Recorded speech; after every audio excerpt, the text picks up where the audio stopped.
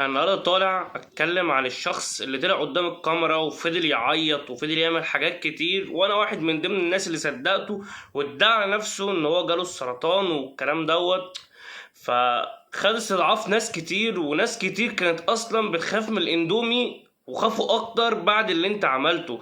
انا اول ما شفتك انا قلقت وخفت وقلت انك ممكن يكون فعلا كلامك حقيقي، بس من جوايا حسيت انك انت بتدور على ريتش زي كل الفيديوهات اللي انت تطلع تعيط فيها وتعمل فيها.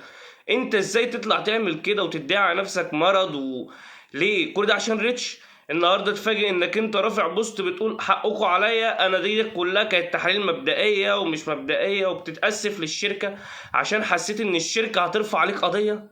كل ده عشان خفت من الشركه؟ طب ربنا، طب ما انت ما خفتش من ربنا ليه؟